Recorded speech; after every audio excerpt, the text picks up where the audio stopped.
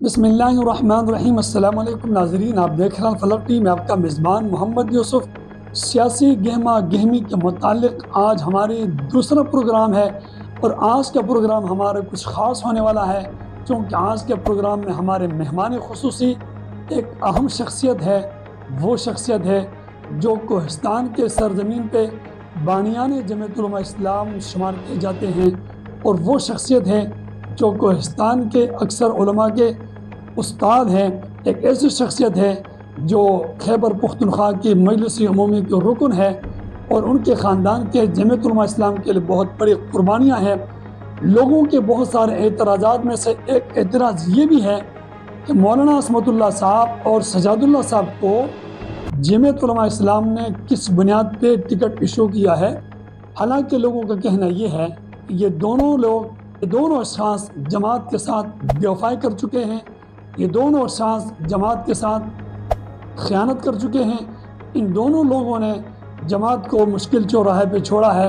आज इस सवाल को लेकर हम हाजिर हुए हैं हज़रत मौलाना अब्दुल वदूद उर्फ़े मौलाना गुलदाद साहब, जो कोहिस्तान के अक्सर उलमा के उस्ताद हैं, जो हमारे साथ टेलीफोन लाइन पे दुबई से मौजूद है।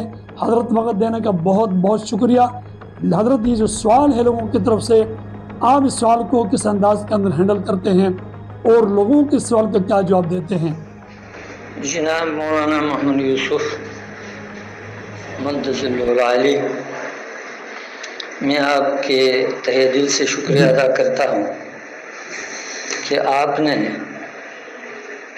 इन इंतखाबात के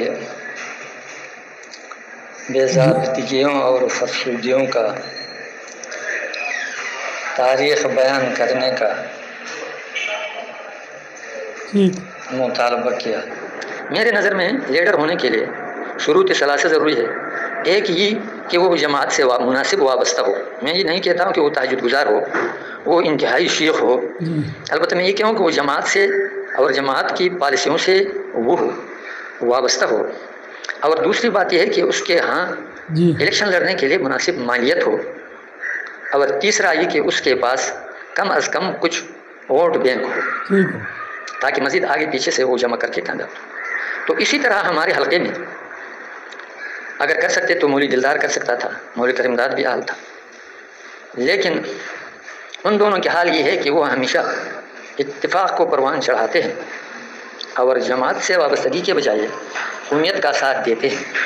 तो यही हमारी मजबूरी थी। इसमतुल्लाह की ख़यानत जो आपने बताया है, वो बिल्कुल 2 मरतबा उसने आज़िमशान ख़यानत किया। एक बार जब इसी हलक़ा से कोले पाल से मौलाना अब्दुल बाकी को टिकट दिया गया, उबैदुल्लाह को, तो मौलाना इसमतुल्लाह ने समझा ग्रुप के नाम से इलेक्शन लड़ा और कामयाब भी हुआ। लेकिन फिर उनसे भी बागी होकर शिरपाव के साथ गया है और उनके साथ भी नहीं चला, मौलाना समझा ग्रुप के साथ। दूसरी बार जमीयत के नामजदगी पर कामयाब होकर उन्होंने कौमियत व आसबियत की इतनी इंतहा पसंदी की कि पटन वालों के ज़िल्ला के मुखालफत में पालस को ज़िला बनाने के लिए अपने जीता हुआ सीट PTI की झोली में डाला। मैं कहता हूँ कि ये तारीख़ का एक ऐसा धब्बा था कि इसी को पार्टी में कभी ना आने देते। लेकिन एक 5 साल उसका वक्फ़ा करके फिर जो है जमीयत उलमा इस्लाम ने इसको टिकट दिया है। इस मौलाना इसमतुल्लाह की बातिनी गरज ये था सीट छोड़ने का कि आइंदा इलेक्शन में, क्योंकि वो तकरीबन डेढ़ साल रह गया था, उनका बुनियादी गरज ये था कि आइंदा इलेक्शन में कोले पालस वाले मुझे मुत्तफ़िक़ा नामज़द करेंगे, क्योंकि उस वक्त वो कहा करते थे। लेकिन इस आज़िमशान कुर्बानी के बावजूद पालस वाले ने मुफ्ती उबैदुर रहमान पर इत्तिफ़ाक़ करके इसमतुल्लाह को मुश्तरद किया। इसको कहते हैं मुकाफ़ात अमल। इस शख्स ने जमीयत के साथ इतना बड़ा ख़यानत का किया तो अल्लाह ने उसे पूरी सज़ा दिया और पूरा 5 साल दरबदर रहा। एक मौलवी होकर अल्लाह को छोड़कर असबाब पर यकीन करना, ये हमारी तबाही का सबब है। इसके अलावा आपने कहा कि ख़यानत के बावजूद इसमतुल्लाह को टिकट क्यों दिया, तो कुल पालस बल्कि कुल कोहिस्तान में जमीयत उलमा इस्लाम का मुखलिस और नामजदगी के अहल कोले के मौलाना ताजुद्दीन रब्बानी था और है। मैं कहता हूँ कि तोला महमूद के बजाय मौलाना ताजुद्दीन को कौमी असम्बली का टिकट देना चाहिए था। सब एतराज़ात ख़त्म होते थे। اس کے علاوہ اور کوئی شروطی ثلاثہ کے ساتھ کوئی مخلص کارکن قول بالس میں نہیں تھا، لہذا ٹکٹ عصمت اللہ کو دیا گیا۔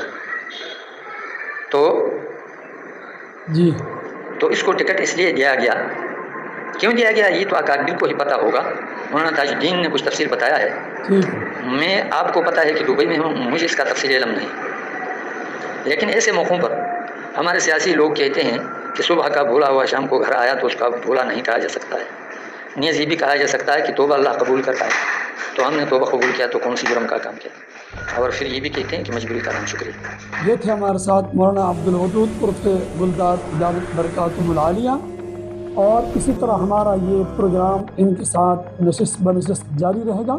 اگر آپ کے ذہنوں میں کوئی سوال جنم دیتا ہے تو آپ ہمیں واٹس اپ کر سکتے ہیں تاکہ ہم ان حضرات کی خدمت میں رکھ سکیں۔ ایک دوسرے پروگرام کے ساتھ دوبارہ حاضر ہوتے ہیں، اس وقت تک مجھے اجازت دیجیے، اللہ نگہبان۔